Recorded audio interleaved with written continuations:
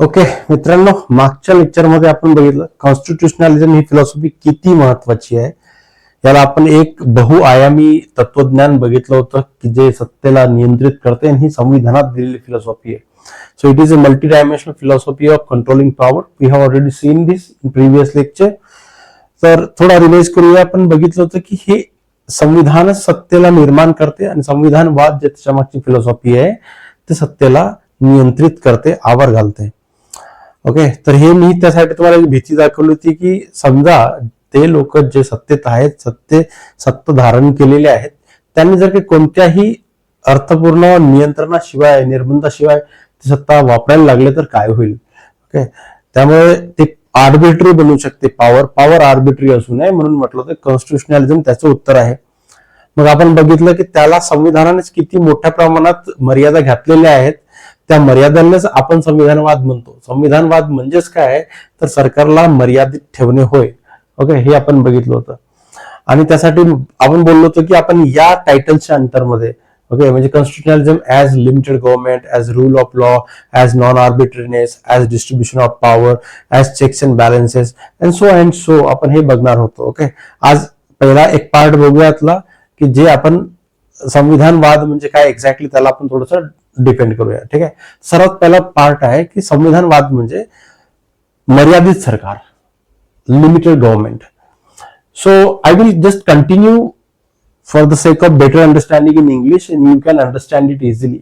There is no problem. I think I don't perceive any problem in understanding in English. Okay, so let me describe it. That what do you mean by constitutionalism as a limited government? See, government has tremendous power in its hands because it is the part of state and state is the center of power. So state possesses the power. राज्याकडे खूप शक्ती असते, खूप power असते. आता सरकारकडे power आहे म्हणजे काय आहे त्याला आपण जर थोडं डिफाईन केलं तर मी साध्या भाषेत, साध्या भोळ्या एकदम लेमन पर्सनच्या भाषेत जर सांगायला गेलो, एकदम साध्या भोळ्या माणसाच्या की कोण पॉवरफुल आहे, तुमच्या जीवनात कोण पॉवरफुल आहे, जे तुमच्या अशा गोष्टी जे तुमच्या खूपच खासगी आणि तुमच्या जीवनावर प्रभाव पडणार आहे त्याला कंट्रोल करत असेल, नियंत्रित करत असेल तर तो पॉवरफुल आहे. सेम अशीच गोष्ट इकडे सुद्धा आहे. फॉर एक्झाम्पल मी म्हणाल की government possesses enormous powers. In what sense? That it can make laws, कायदे करू शकते, कायदा निर्मिती करू शकते. इट कॅन इम्पोज टॅक्सेस, जे तुमच्या खिशात येणारी जे मिळकत आहे त्याच्यावर डायरेक्टली कब्जा करू शकते, म्हणजे त्याच्यावर टॅक्स लावू शकते, त्यातील काही हिस्सा घेऊन जाऊ शकते. It can arrest you, means it can curb your freedom, तुमच्या स्वातंत्र्याला आळा घालू शकते, अरेस्ट करू शकते. इट कॅन रेग्युलेट, नियंत्रित करू शकते, नियमन करू शकते. इट कॅन अक्वायर प्रॉपर्टी, सरकार संपत्ती सुद्धा धारण करू शकते, जमीन धारण करू शकते, काही आपल्या मालकीच करू शकते. It can restrict your freedoms, तुमच्या स्वातंत्र्यावर गदा आणू शकते. Okay, it can spend public money, सरकारी लोकांचे पैसे खर्च करू शकते, डिप्लॉय कोर्सिव्ह मशिनरी. ओके, सगळ्या गोष्टी करू शकते, म्हणून ते पॉवरफुल आहे. आणि हे करण्यासाठी संविधानाने स्वतः परमिशन दिलेली आहे. ओके, इलेक्ट्रॉल मॅन्डेटच्या माध्यमातून आपण बघितलं मागच्या लेक्चरमध्ये, इलेक्ट्रॉल मॅन्डेटच्या माध्यमातूनच काय करते, ह्या लोकांना सत्तेत आणते. ओके, संविधान स्वतःच अशी मशिनरी देऊन आपल्याकडे आहे. ह्या मशिनरीच्या माध्यमातूनच लोक जे आहे सत्तेत येतात आणि संविधान त्यांना सत्ता उपभोगण्यासाठी किंवा सत्तेचे उपयोग करण्यासाठी परमिशन सुद्धा देते. पण तुम्ही विचार करा, ओके, जर का सरकारकडे एवढी सत्ता आहे तर सरकार बदमाश नाही होऊ शकत. Okay, if it gains absolute power it can be absolutely corrupt. Okay, but no, government may exercise the power, but it cannot exercise unlimited power. Okay, so exact power exercise करू शकते, but it cannot, use unlimited power. So power is not unlimited. Power is limited. That's why government becomes limited, and there are a lot of restraints which are imposed on the use of or exercise of power. Okay, fundamental right त्यातला एक भाग आहे. कोणते कायदा बनवायला गेले, कायदा चुकीचा असू नये किंवा लोकांच्या अधिकारांची असंगत असू नये. समजलं की नाही? जे आपले इंडिपेंडंट इन्स्टिट्यूशन त्याच्यावर गदा आणणारा असू नये, लोकांच्या अपेक्षा भंग करणारा असू नये. ओके, संविधानातील जे स्पिरिट आहे, जे व्हॅल्यूज आहे त्याला कॉम्प्रोमाइज करणारा असू नये. म्हणजे बऱ्याच गोष्टी अशा आहेत ज्या आपण समोर समोर बघत जाणार आहोत. आणि तुम्ही लक्षात ठेवा, okay, if government is powerful means what? Okay, it can do these kind of things. Okay, yes, and if these are the powers it can exercise, it can exercise the power, but power is not limitless, it is not unlimited, it is limited. Okay, and it has been expressed by the constitution itself. That is constitutionalism. तुम्हाला constitutional कुठे कुठे आहे, हा संविधानवाद शब्द तुम्हाला उत्तरामध्ये बऱ्याच वेळा वापरायचा आहे आणि तुम्हाला क्वेश्चनचे इंटरप्रिटेशन करताना सुद्धा ते कामात येणार आहे. Second part is constitutionalism as rule of law. Okay, आता इथं खूपच महत्वाची गोष्ट आहे, खूप म्हणजे भयंकर इम्पॉर्टंट गोष्टी इथं आहेत. रूल ऑफ लॉ म्हणजे आपण काय म्हणू शकतो, कायद्याचे राज्य. ओके, कायद्याचे राज्य. आता तुम्ही एका गोष्टीवर फोकस करा, कायद्याचे राज्याचा अर्थ काय होते की या देशात राज्य करणारा कायदा आहे, कायद्यानुसार सगळं काय होतं. जे राज्यकर्ते सुद्धा आहे ते सुद्धा कायद्याच्या अधीन आहे, कायद्याच्या वर कोणी नाही. Nobody is above the law, nobody is taller than law. So the strongest force in this nation, या धरतीवरती जर का सर्वात महत्वाचं जर एखादं बळ असेल तर ते कायदा आहे. आणि संविधान हा सर्वोच्च कायदा आहे, हे आपण शेवटी शिकणार, ते सुद्धा संविधानवादच आहे. ओके, तर आपल्याला बनावं लागेल की जर काय सरकारकडे पॉवर आहे आणि ते पॉवर वापरणे आवश्यक आहे, तर पॉवरचा कसा वापर व्हावा. Power must operate through the law rather than personal will. इथं कोणी सरकारमध्ये आला आणि किती मेजॉरिटीमध्ये असू द्या, मेजॉरिटेरियनिझम असू द्या, but still I can vividly emphasize on one thing, that the use of power is not based on a personal will. Use of power, exercise of power should be within the framework provided by the constitution, within the limits provided by the constitution. So power must operate through the law. म्हणून सरकारला जर का आपल्या सत्तेचा वापर करायचा असेल तर ते स्वतःहून काय काय काय ते पोपाय सारखे असे एकदम डोलेशोले बनून जाणार का नाही. ओके, तर इथं काही खाऊन त्यांच्यामध्ये पॉवर नाही, बाहुबळ नाही आहे. त्यांना आपल्या सत्तेचा वापर कायदा करून करावा लागतो. कायदाच ते इन्स्ट्रुमेंट आहे ज्याचा वापर करून ते आपली सत्ता दाखवू शकतात. म्हणून it should operate through the law. आणि कोणते लॉ संविधानाच्या बाहेर नाही जाऊ शकत. आता खूप महत्वाची फिलॉसॉफी आहे. ओके ओके, दोन फिलॉसॉफी, एक रूल बाय लॉ म्हणजे कायद्याद्वारे राज्य.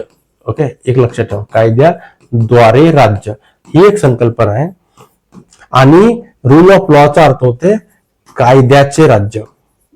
कायद्याचे राज्य, या दोन गोष्टीची संकल्पना तुम्हाला माहित असली पाहिजे. ओके, कायद्याद्वारे गव्हर्नमेंटला कायदा बनवावा लागतो. त्या कायद्याचा वापर एक अस्त्र म्हणून वापरावा लागतो. क्षमता, आपली सत्ता वापरण्यासाठी ते एक टूल आहे, एक इन्स्ट्रुमेंट आहे. म्हणून सरकार राज्य करते म्हणजे काय, सरकार कायद्याच्या माध्यमातून राज्य करते, सरकार कायद्याद्वारे राज्य करते, सरकार कायदा क्रिएट पण करू शकते आणि त्याच्या माध्यमातून राज्य सुद्धा करू शकते. बरोबर, म्हणून कायद्याद्वारे राज्य तर आहे, पण इथपर्यंत आपण थांबलो का नाही. आर कॉन्स्टिट्युशनल मेकर्स वेर व्हेरी विजनरी पीपल. ओके, लक्षात ठेवा, ब्रिटिशांनी सुद्धा कायद्याद्वारे राज्य केले. ब्रिटिशांचे जे राज्य होते ते कायद्याद्वारे राज्य होते भारतामध्ये. लक्षात ठेवा, it was ruled by the law. Yes, they ruled us. They were not our elected representatives. They were not our favored representatives. They did not possess our will. It was coercive, forceful government because law was the supreme for them because it was created by British Parliament. So they ruled us by the law. कायद्याद्वारे त्यांनी आपल्यावर राज्य केले. ही गोष्ट आपल्याला माहित होती की राज्य करण्यासाठी कायदाच वापरावा लागतो. कायदा हा हत्यार आहे, इन्स्ट्रुमेंट आहे. म्हणून आपल्या संविधानात सुद्धा रूल बाय द लॉ आहे, because government will use the law as an instrument to exercise its power. Power कशी एक्झरसाइज करणार आहे ना, कायद्याद्वारेच ना. परंतु स्वतः एक गोष्ट लक्षात ठेवी की रूल ऑफ लॉ सुद्धा एक महत्वाची गोष्ट ठेवली. आर्टिकल 14 लक्षात ठेवा. रूल ऑफ लॉचा अर्थ होते government itself is subject to the law. म्हणजे कायदा सरकार करते, त्याचा वापर करून सत्ता प्रदर्शित सुद्धा करते, पण त्या कायद्याच्या अधीन सुद्धा सरकारला सुद्धा राहावं लागेल. म्हणजे कायद्याच्या वर कोणी नाही, सरकार सुद्धा नाही, एखादा कोणता व्यक्ती सुद्धा नाही, एखादा ऑफिस सुद्धा नाही. ओके, म्हणजे काय झालं की रूल बाय लॉच्या माध्यमातून तुम्हाला माहित पडते की सर्व नागरिक तर कायद्याच्या अधीन आहेच आहे, परंतु सरकार जे खुद्द कायदा बनवते ते सुद्धा कायद्याच्या अधीन राहणार. म्हणून भारतात सरकारला सुद्धा परमिशन नाही की त्यांनी कायदा तोडावा किंवा असा कायदा बनवावा जो सर्वोच्च कायदा संविधान आहे त्याच्या विरोधात जावा, असं होऊ नये. This is what is real meaning of the constitutional government. And here the formation of constitutional government, the establishment of constitutional government is the philosophy of constitutionalism. Okay, you understand this? This is going to be a supreme philosophy. Always keep in mind, तुम्ही article 14 शिकणार आहात, तुम्ही नंतर तुम्ही rule of law, procedure establish by law, okay, law making process, parliament, हे तुम्ही जेव्हा काय शिकणार आहे किंवा executive implementation of the law, हे सगळ्या गोष्टीमध्ये तुम्हाला रूल ऑफ लॉ हे नेहमी कन्सेप्ट डोक्यात ठेवावं लागेल, कारण ते कॉन्स्टिट्युशनलिझम आहे. लोकांना ओळखता येत नाही कॉन्स्टिट्युशनलिझम कुठं आहे. मी या फिलॉसॉफीला खूप जवळून बघितलेलं आहे, बरेच लोक याला समजू शकत नाही, म्हणून मी विविडली एक्सप्लेन करण्याचा प्रयत्न करतो की तुम्ही विषय वाचतानाच डोक्यात ही गोष्ट ठेवा, म्हणजे तुम्हाला बाकीच्या गोष्टींची अडचण येणार नाही. Okay, so constitutionalism as non-arbitrariness. Okay, this is very important. No arbitrariness. Government should not function in arbitrary way. Okay, yes. Now let me put a question. Can the state do whatever it wants merely because it has power? Okay, राज्य काही पण करू शकते का? कारण त्याच्याकडे सत्ता आहे. सरकारकडे सत्ता आहे म्हणून किंवा राज्याकडे सत्ता आहे म्हणून राज्य काही पण करू शकेल काय? Okay, no. Answer is no, strictly no. Okay, why? Because constitution requires governmental action to satisfy standards. Okay, सरकारची कोणतीही कृती असो ते एका मानकाला सॅटिस्फाय करणारी असली पाहिजे. ओके, ते मानक संविधानात दिलेले काय, तर त्याच्यामध्ये कायद्यात्मकता असली पाहिजे, लिगॅलिटी असली पाहिजे, त्याच्यामध्ये सतर्कता असली पाहिजे, ओके, रिझनेबलनेस असलं पाहिजे, फेअरनेस असलं पाहिजे, नॉन डिस्क्रिमिनेशन म्हणजे भेदभाव करणारी भावना त्यामध्ये असू नये, प्रोसिजरल सेफगार्ड असावे, जे काही प्रोसिजर एस्टॅब्लिश केलेल्या कायद्याने ते पाळलेले असावे. And constitutional justification is very important. Okay, constitution should justify it that it maintains the equality. Even the state has no right to discriminate amongst between two person, amongst the persons, between the groups, between the communities, okay, based on any ground. Okay, yes, there should be a principle of equality. So equality becomes very important. So Article 14 becomes very important whenever we say that constitutionalism as a non-arbitrariness. Non-arbitrariness is the mandate which has been imposed on the government while using the power. Even the state or the government cannot act against the principle of equality. Okay, state cannot discriminate. So this is going to be very important. So every action should satisfy the standard, and the standards are, always keep in mind what are the standard that justify government action as the right action or correct action. सरकारने काही केलं ते action correct आहे की नाही, काय legality आहे का, त्यात काही रिझन आहे का, काही फेअरनेस आहे की नाही, त्यामध्ये नॉन डिस्क्रिमिनेशन आहे की नाही. ओके, हे सगळ्या गोष्टी समजून घ्याव्या लागतील, त्यामध्ये equality आहे की नाही. And third becomes the very important that we have already discussed it. The very important principle behind constitutionalism or constitutional framework is distribution of power, because power should not be concentrated in one hand or at one center. Okay, so the very quintessence of the constitutionalism comes with the distribution of power. If constitution creates the power, it should ensure the fair distribution of power, because power cannot be concentrated at one point because it will be disastrous. So constitution itself determines how power should be divided amongst the organs of the government. Okay, so listen here, constitutionalism as distribution of power. How would you define it? The power is not placed in one institution, so it is divided. So our constitution has two kinds of divisions. Okay, one is horizontal म्हणजे आडवे विभाजन, ज्याच्यामध्ये आपण म्हणतो की legislature म्हणजे विधिमंडळ आहे. ओके, विधिमंडळ किंवा कायदेमंडळ ज्याला म्हणतो आपण. दुसरा जे आहे ते कार्यकारी मंडळ आहे. ओके, कार्यकारी मंडळ म्हणजे एक्झिक्युटिव्ह. आणि तिसरा म्हणजे ज्युडिशरी, न्यायपालिका आहे म्हणजे न्यायमंडळ आहे. ओके, यांच्यामध्ये आडवे विभाजन झालेले सत्तेचे. ओके, बरं, या ठिकाणी तर झालेलं आहे की हे इंटर इन्स्टिट्यूशनल आहे, सोबत यांच्यामध्ये इंट्रा इन्स्टिट्यूशनल सुद्धा आहे. यामध्ये विधिमंडळामध्ये लोकसभेला किती, राज्यसभेला किती पॉवर असाव्यात ते सुद्धा डिसाईड करणे क्लिअर. कार्यकारी मंडळामध्ये प्राईम मिनिस्टर आणि आपण म्हणू शकतो त्याला प्रेसिडेंटला किती पॉवर असणार हे सुद्धा क्रिस्टल क्लिअर. न्याय मंडळामध्ये सुप्रीम कोर्ट आहे, हायकोर्ट आहे, त्याला किती मिळाव्या. व्हर्टिकल डिस्ट्रीब्युशन करण्यात आलेलं आहे, त्यामध्ये केंद्राला किंवा संघ सरकारला, युनियनला, त्याच्याखाली असलेल्या स्टेट सरकारला, त्याच्याखाली असलेल्या लोकल गव्हर्नमेंटला कोणते कोणते पॉवर असं हे क्रिस्टल क्लिअर देण्यात आलेलं आहे. जेव्हा उपलब्ध नव्हतं तेव्हा अमेंडमेंट करून टाकण्यात आलेलं आहे, परंतु ह्या क्रिस्टल क्लिअर नमूद करण्यात आलेलं आहे. त्यामुळे लक्षात ठेवा, हे सुद्धा एक काय आहे म्हणतो आपण त्याला कॉन्स्टिट्युशनलिझम आहे, की फिलॉसॉफी आहे, ही विचारधारा आहे. ओके, याच्यानुसार संविधान निर्माण झालेलं आहे. डेमोक्रॅटिक डिस्ट्रीब्युशन आपण म्हणतो की गव्हर्नमेंट, अपोजिशन, सिटीजन या तिघांचा एकत्रित रोल असतो. So constitution prevents concentration of public power. संविधानवाद सरकारी सार्वजनिक सत्तेचे एका ठिकाणी केंद्रीकरण सुद्धा होऊ देत नाही. ही सुद्धा फिलॉसॉफी जी आहे ती अत्यंत महत्वाची फिलॉसॉफी यामध्ये दडलेली आहे.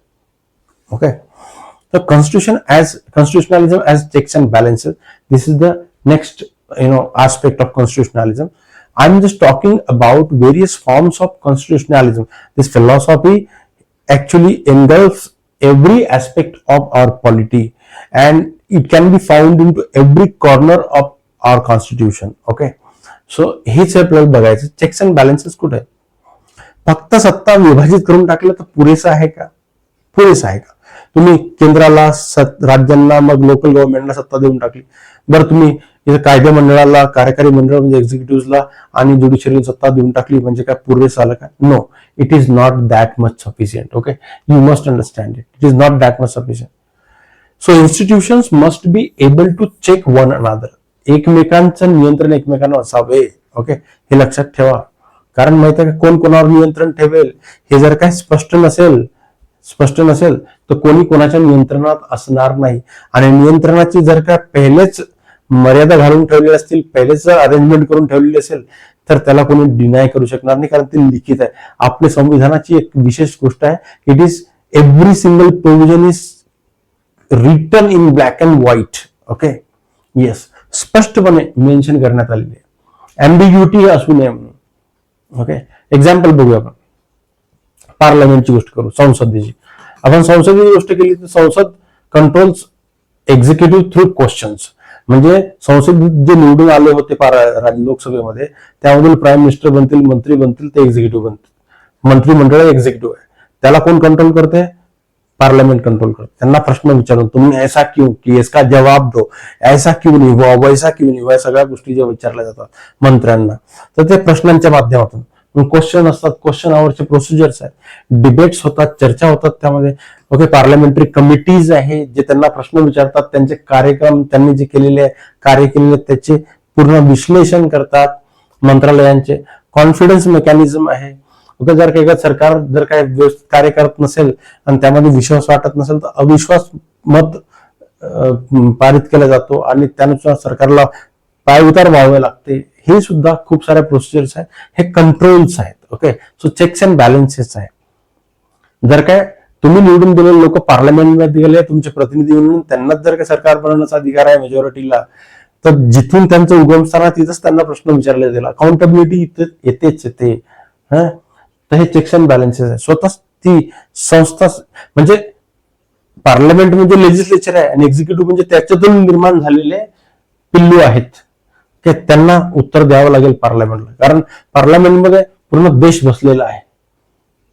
ज्युडिशरी जे रिव्ह्यू करते, ज्युडिशियल रिव्ह्यूच्या माध्यमातून जे काही कायद्यात्मक किंवा जे काही कार्यकारी कृती आहे त्यांना तपासलं जातं, त्याचे पुनरावलोकन केलं जातं, विश्लेषण केलं जातं आणि सरकारची कोणतीही कृती किंवा सरकारने निर्माण केलेले कोणते कायदे, पार्लमेंट निर्माण केलेले कोणतेही कायदे जर काय लोकांच्या अधिकारांची आणि संविधानात दिलेल्या तरतुदींची असंगत असतील, विसंगती दाखवत असतील तर त्या कायद्याला खोडून टाकणे किंवा त्या ऍक्शनला चुकी ठरवणे हे सरळ ज्युडिशरीच काम आहे. ज्युडिशरी आपोआपच पार्लमेंटवर कंट्रोल करते किंवा एक्झिक्युटिव्हवर सुद्धा कंट्रोल करते. एक्झिक्युटिव्ह पार्टिसिपेट करतात लेजिस्लेशन मध्ये, तेच नवीन बिल आणतात. आता आपण ते सिरीज सुरू करणार आहोत की या वर्षभरात किती वेगळ्या प्रकारे बिल आणले, कोणते अमेंडमेंट बिल आणले, कोणत्या प्रकारचे लॉज त्यांनी बनवलेले आहे, ते आपण सगळं बघणार आहोत.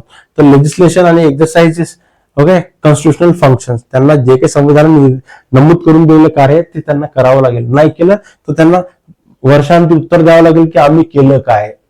नाही केलं काही काम किंवा जे काही त्यांनी अजेंडामध्ये प्रॉमिस केलं ते नाही केले तर त्यांना उत्तर द्यावं लागतील.